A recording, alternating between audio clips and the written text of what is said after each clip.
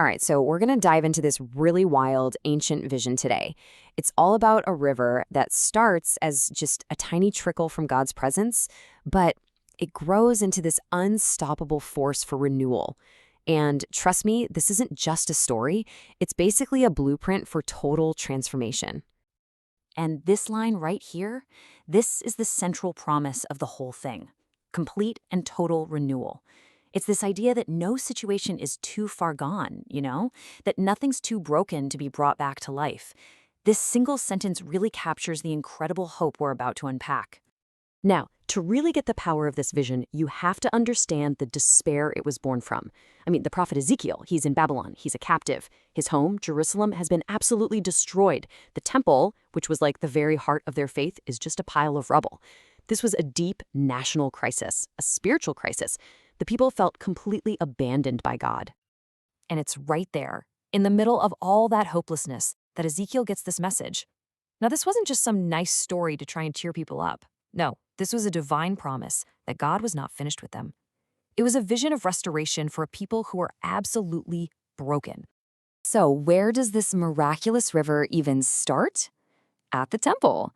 The symbolism here is so important. You see, the temple was considered God's address here on earth. So by having the river start there, the vision is making a critical point. All true life, all real restoration, it flows directly from the presence of God himself.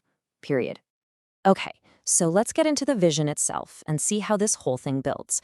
Because this world-changing river, it doesn't start with some thunderous flood. Oh no, it starts incredibly small, almost unnoticeably. That's right. Just a trickle, a tiny little stream of water coming from right under the temple door. It's such a powerful reminder, isn't it, that God's greatest works so often have the most humble beginnings. It's that small step of faith, that quiet prayer you think no one hears, that first day of a new discipline. And this just nails the first major lesson from Ezekiel's vision.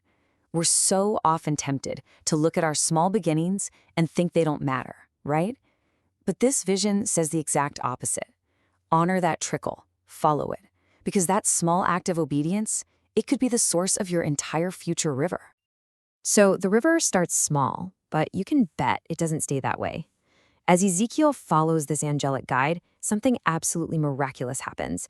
This next part is all about spiritual progression and what it really means to go deeper. So the guide measures out a distance. It's about 1,500 feet, and suddenly the water's ankle deep. He does it again, same distance, and now it's up to his knees, then his waist. And finally, after the fourth measurement, it's a raging river. It's too deep to cross. It's a river you literally have to swim in. And here's the kicker. There are no other streams feeding into it. This growth is completely and totally supernatural. Now this right here breaks down the core tension of the whole journey. See, when the water is ankle deep, you're in control. It's safe, it's manageable, you can still decide your own path. But when you get into that river deep water, you have to let go. You have to surrender to the current. You have to trust. The crucial point is this: real, life-altering transformation only happens when you can no longer touch the bottom. And that brings the question right to us, doesn't it? It's so easy to want God's blessings, but to stay in the shallow end, where we feel like we're in control.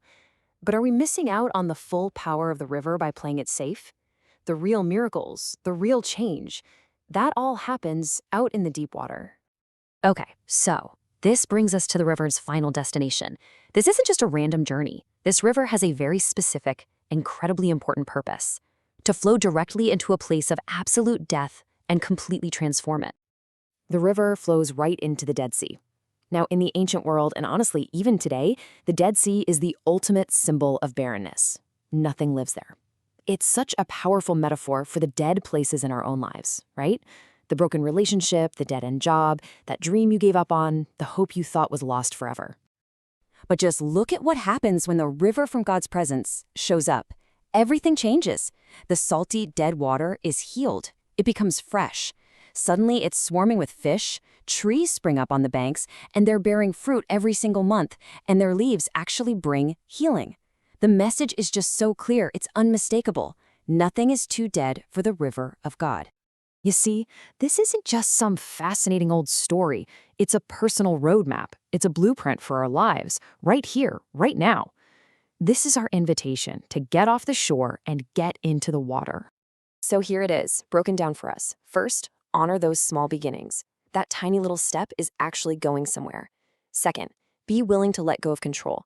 You're never going to experience the fullness of the river by just tiptoeing in the shallows. Third, believe, truly believe that God's presence can bring life to your own dead seas. And finally, you have to recognize that as you connect to this source, you become a source of life for the people around you. You know, Ezekiel's vision isn't just some historical event that happened once. It's a present reality. The life of God is always moving, it's always available. So the question really isn't whether the river is there. The only question is, what are you going to do about it? Are you going to stand on the shore just analyzing it, or are you going to take a step in? Ultimately, that is the invitation. It's an invitation to stop relying on your own 2 feet, to let go of the shoreline, and to allow the current of God's presence to carry you, to let it bring healing to your dead places, and then to flow through you to a world that is just dying of thirst. The river is flowing, and it's calling your name.